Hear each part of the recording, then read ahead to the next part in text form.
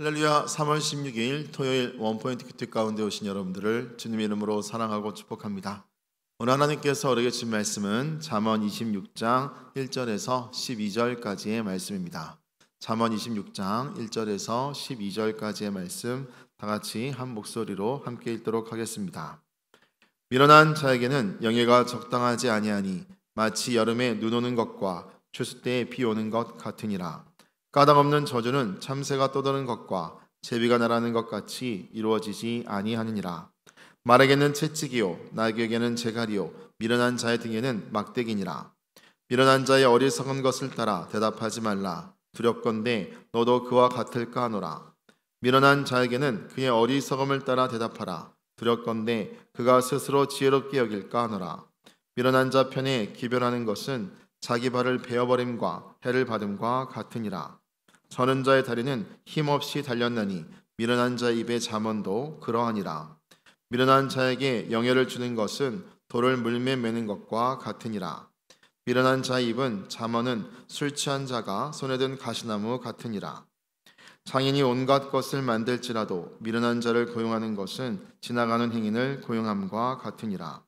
개가 그 토한 것을 도로 먹는 것 같이 미련한 자는 그 미련한 것을 거듭 행하느니라. 내가 스스로 지혜롭게 여기는 자를 보느냐 그보다 미련한 자에게 오히려 희망이 있느니라. 아멘. 이 시간 미련한 사람이란 제목으로 담임 목사님께서 큐티 인도해 주시겠습니다. 할렐루야. 네, 오늘도 우리 주말을 맞이하면서 잠언 말씀을 통하여 우리는 지혜자와 미련한 자, 이 두 가지는 평생 동안 어떻게 하면 성공적인 인생을 살 것이냐, 어떻게 하면 결국 멸망에 이르게 되느냐 하는 것을 성경은 모호한 회색지대 없이 우리에게 설명해 주고 있어요. 특별히 잠언 26장을 보면 미련한 자, 이 사람들이 누구냐 이거예요. 우리가 문자적으로 말하면 미련하다는 말은 성경적인 맥락에서 보면 완악한 자입니다. 회개하지 않는 자입니다. 그래서 영적인 분별이 없는 자입니다. 결국 여러분 미련하다는 게 이해가 되시죠? 그래서 1절에 뭐라 그랬습니까? 미련한 자에게는 영예가 적당하지 아니하니 마치 여름에 눈 오는 것과 추수 때에 비 오는 것과 같다. 결국은 자연과의 조화를 통하 여름에는 눈이 오면 큰일 나죠. 씨를 뿌려서 열매를 맺는 모든 것들이 일거에 냉해를 입어서 열매를 거둘 수 없게 되죠. 추수 때에 비 오게 되면 어떻게 됩니까? 추수 때는 뜨거운 태양이 내리쬐서 마지막에 아주 열매가 잘 익어서 최고의 당도 높은 과일이든 또 아니면 벼든 우리에게 곡식을 익어서 전달해 줘야 되죠. 그런데 그게 비가 오면 썩습니다. 그럼 모든 성취를 무너뜨리는 자가 누구냐? 미련한 자다. 여기 2절에 보면 까닭없는 저주는 참새가 떠도는 것과 제비가 날아가는 것 같이 이루어지지 않는다 하는 말 속에는 모든 저주에는 미련한 우행이 있고 미련한 오판이 있고 미련한 잘못된 행위가 있다 하는 걸 전제하는 거예요. 우리가 갈라디아 5장의 말씀을 기억하면 심는 대로 걷는다 하는 말씀이 우행을 심으면 우행의 어리석음을 걷고 지혜를 심으면 지혜를 걷고 믿음을 심으면 구원을 얻고 생명을 심으면 생명을 얻는 것과 같습니다. 까닭없는 저주가 사람에게 임하는 것이 아니에요. 내가 산 삶의 열매들, 삶의 결과물들이 곧 내게 다가오는 거예요. 나이 40 넘고 50 넘으면 그동안 살아왔던 인생의 결과물이 나에게, 내 가족에게, 나의 자녀에게 미치게 되는 것을 우리는 부인할 수 없어요. 그러니까 어떻게 근면하고 성실하게 잘 살았느냐에 따라서 한 50쯤 돼서 그래도 어려운 가운데도 내 집이라도 하나 있고 자녀들이 그런 부모의 성실을 보고 또 자기도 성실하게 노력함으로 자기 자리를 잘 잡고 일하는 걸 보면 그게 바로 지혜자의 열매죠. 성실한 자의 열매죠.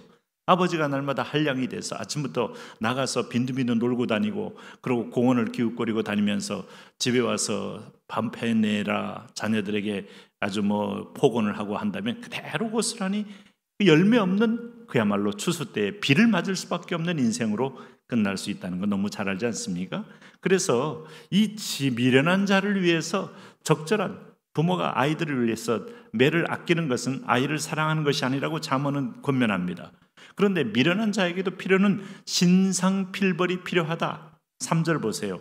말에게는 채찍이요 나귀에게는 재갈이요 미련한 자의 등에는 막대기니라. 이렇게 함으로써 이것은 사람이 물론 그 미련한 자를 이렇게 채찍과 막대기로 징벌할 수도 있지만 결국 하나님이 징벌한다는 거예요.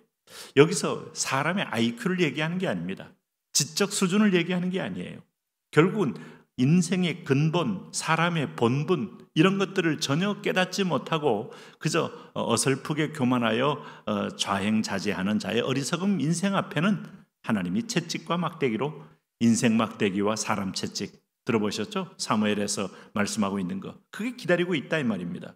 그러므로 4절 보세요. 미련한 자의 어리석은 것을 따라 대답하지 말라. 두렵건대 너도 그와 같을까 하노라. 말 섞고 그 수준에서 놀지 말라는 겁니다. 어나더 레벨의 삶을 살라. 미련한 자에게는 그의 어리석음을 따라 대답하라. 두렵건대 그가 스스로 지혜롭게 여길까 하노라. 참 재미있는 약간의 그 돌려서 말하는 거예요. 미련한 자에게는 그의 어리석음을 따라 대답하라는 말에 그대로 네가 한 말의 열매가 어떤지를 네 스스로 느낄 정도로 한번 다시 그것을 돌이켜 받아봐라 하는 겁니다. 그래도 사람들 깨닫지 못하잖아요. 미련한 자의 편에 기발하는 것은 자기 발을 베어버린 것과 해를 받은 것과 같으니라. 저는 자의 다리는 힘없이 달렸나니 미련한 자의 입의 잠언도 그러하니라. 그러니까 미련한 자는 오늘 뭐 하는 겁니까? 입의 잠언도 자기 발을 베어버린 것과 해를 받은 것과 같이 말하면 말할수록 허무는 자요, 말하면 말할수록 마이너스 언어를 쓰는 자요, 말하면 말할수록 추수 때 비 온다는 말하면 끝냈죠. 네? 오늘 여기서 보면은 그 여름에 눈 온다는 것은 여러분 이미 얼마나 엄청난 재앙을 전제하는 겁니까? 미련한 자의 언동이 이렇게 열매를 맺게 된다는 겁니다. 그러므로 8절 보세요. 미련한 자에게 영예를 주는 것. 자, 이런 사람을 세우거나 이런 사람을 어떤 면에서 자기를 대리하여 무슨 일을 맡기거나 어떤 면에서 보면 얼굴마담으로 이렇게 세우게 되면 돌을 물매에 매는 것과 같다. 물매 맺으면 돌이 물속에 바로 그냥 들어가서 결국은 침수되어 죽지 않습니까? 같이 물귀신처럼 끌려간다 이 말입니다. 그래서 미련한 자의 입에 잠언은 술 취한 자가 자기 손에 든 가시나무 같다. 그러므로 여러분 보세요.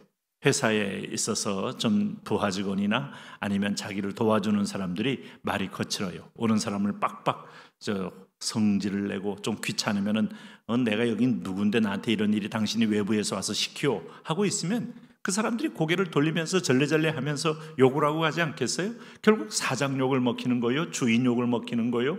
오늘 그 일에 하고 있는 호스트를 욕하는 거 아니겠습니까? 이 돕는 사람이 참 내 아비 모시듯 내 어미 모시듯 내 주인 모시듯 하면 다 고마워서 결국 누구한테도 얘기합니까? 주인한테 얘기하잖아요.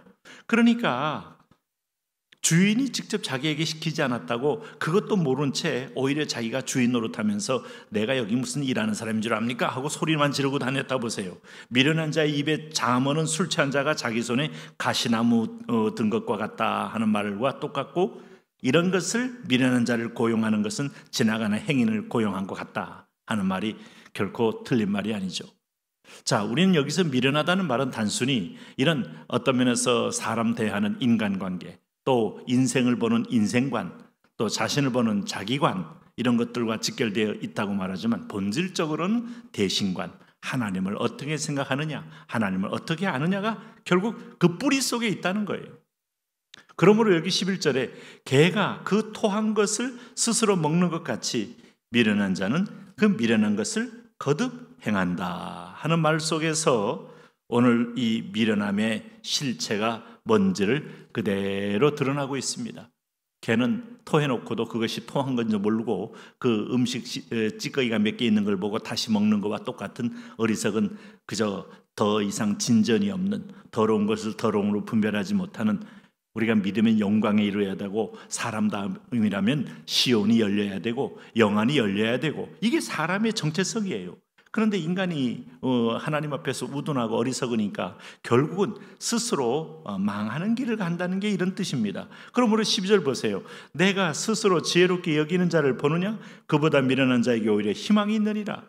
지혜는 하나님 앞에서 나를 설 때 내가 보여지는 모습인데 자기가 자기를 스스로 판단하니 얼마나 여러분 때로는 왜곡되고 때로는 교만하고 때로는 일그러져 있고 결국은 둘 다 파괴적인 열매로 걷게 되더라. 오늘 지혜는 거꾸로 말하면 뭐 하는 사람이냐? 여름은 태양이 짱짱 빛나는 사람이고 추수 때에는 추수를 잘 할 수 있도록 시원한 바람이 불며 태양은 마지막 곡식을 잘 익게 만드는 좋은 환경에 의의 열매, 성령의 9가지 열매를 걷는 사람, 그런 인생 되시기를 축복합니다. 하나님, 의의 사람이 되고 지혜의 사람이 되어서 하나님의 허락한 축복의 열매를 가득 맺고 열매를 나누어 주는 그런 삶 되게 하여 주옵소서. 예수님 이름으로 기도합니다. 아멘.